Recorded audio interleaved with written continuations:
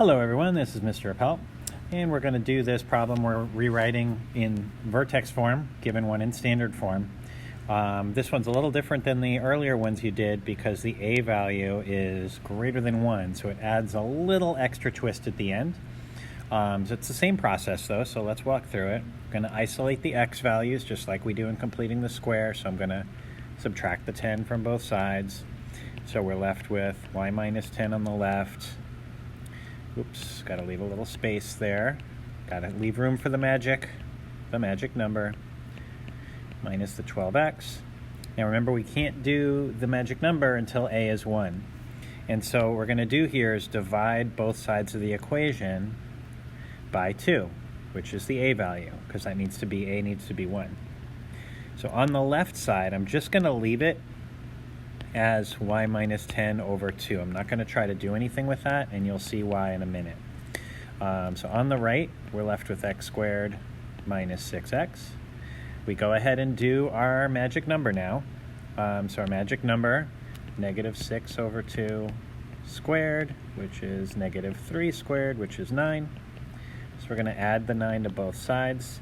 And again, the left side's looking ugly, but just trust the process. You're not going to have to change anything. Just going to leave it alone.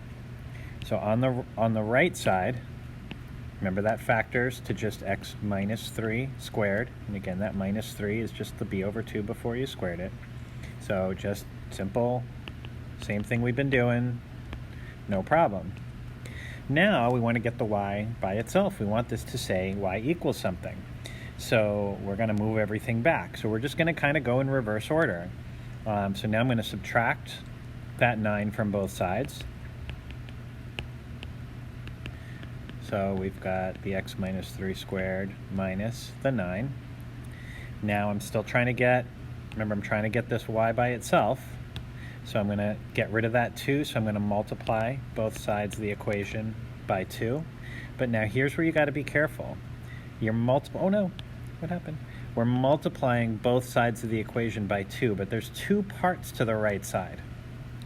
So on the right side, the x minus 3 squared is getting multiplied by 2. That puts the 2 out there. But the 9 is also getting multiplied by 2, right? We'd have to distribute that 2. So that becomes a minus 18. On the right side, the 2's canceled. That's why we did it. And we're left with the y minus 10.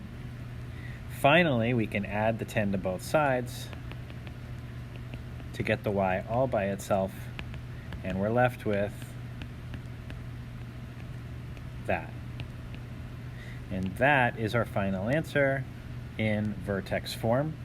What's interesting to note here is that you can kind of see why the a value in vertex form and the a value in standard form always are the same. Right? When you rewrite this in vertex form, at the beginning, you divided by a, you divided by 2, so that's where that came from. And then at the end, you just multiplied back out by that same number, by that 2. And so that 2 winds up out in front of the parentheses.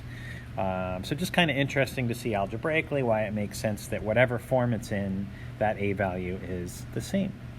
That's all for now. Thanks.